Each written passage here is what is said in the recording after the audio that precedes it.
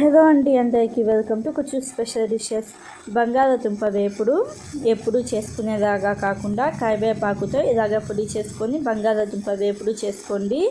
చాలా టేస్టీగా ఉండిద్ది. ఎలా చేసుకోవాలో చూపిస్తాను. ముందుగా స్టవ్ ఆన్ చేసుకొని కడాయి పెట్టుకొని ఒక 2 టేబుల్ స్పూన్ల పచ్చి కొబ్బరి సన్నగా కట్ చేసుకొని వేసుకోండి. అలాగే 2 ఇంచుల దాల్చిన చెక్క, 2 ఎండుమిరపకాయలు, 1 టీ స్పూన్ జీలకర్ర, ఒక 1.5 టీ స్పూన్ దాకా ధనియాలు వేసుకోండి. అలాగే బ్లాక్ పెప్పర్ ఒక 1/2 టీ స్పూన్ దాకా వేసుకొని మంట లో ఫ్లేమ్లో పెట్టేసి ఒకసారి బాగా కలపండి. ఇలాగ ఒకసారి బాగా కలుపుకున్న తర్వాత ఒక 1/2 కప్పు దాకా కరివేపాకు వేసుకొని మంట మీడియం ఫ్లేమ్లో పెట్టేసి కలుపుతూ వేయించుకోండి. కరివేపాకు ఒక 2-3 నిమిషాలకి కొంచెం క్రిస్పీగా అవుతుంది. అప్పుడు మంట ఆఫ్ చేసేయండి. మంట ఆఫ్ చేసేసి వీటన్నిటిని ఒక మిక్సీ జార్లోకి వేసుకొని పూర్తిగా చల్లారిన తర్వాత మరీ ఫైన్ పౌడర్గా కాకుండా కొంచెం బరకగా పౌడర్ లాగా చేసుకోండి. మిక్సీ మధ్యలో ఆపుకుంటూ ఇలాగ పౌడర్ లాగా చేసుకోవాలి. ఇలాగ చేసుకుంటే మనకి కరివేపాకు పొడి అనేది రెడీ అవుతుంది.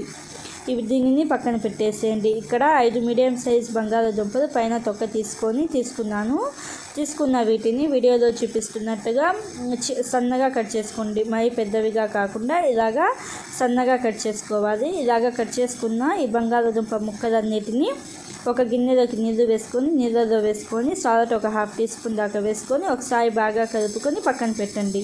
ఇప్పుడు స్టవ్ ఆన్ చేసుకొని కడాయి పెట్టుకొని ఒక 2 టేబుల్ స్పూన్ల దాకా నూనెను వేసుకొని నూనె కొంచెం వేడి అయిన తర్వాత తాలింపు దినుసులు వేసుకొని తాలింపు దినుసులను లైట్గా వేయించుకోండి.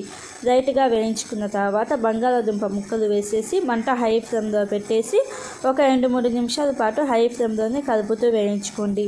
బంగాళదుంపలు ఇలాగ లైట్గా కొంచెం క్రిస్పీగా అయిన తర్వాత పసుపు 1/2 టీ స్పూన్, సాల్ట్ ఒక 1/2 టీ స్పూన్ దాకా వేసుకొని ఒకసారి బాగా కలుపుకొని ఇప్పుడు మంట మీడియం ఫ్లేమ్లో పెట్టేసి మధ్యలో కలుపుకుంటూ బంగాళదుంపలను దోరగా వేయించుకోవాలి.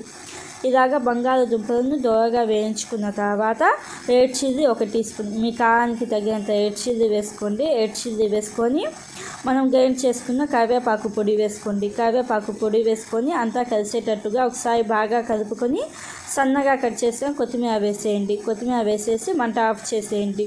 మంట ఆఫ్ చేసేసి ఒకసారి బాగా కలుపుకుంటే మనకి కరివేపాకు పొడితో బంగాళదుంప వేపుడు అనేది రెడీ అవుతుంది. పప్పుచారు, పప్పు, పచ్చడిలోకి కాంబినేషన్గా బాగుంటుంది. ఒట్టి అన్నంలోకి కూడా చాలా బాగుంది. ఒకసారి తప్పకుండా ట్రై చేయండి. ఒకసారి తప్పకుండా ట్రై చేసి మీకు ఎలా వచ్చిందో నాకు కామెంట్ బాక్స్లో చెప్పండి. Thank you.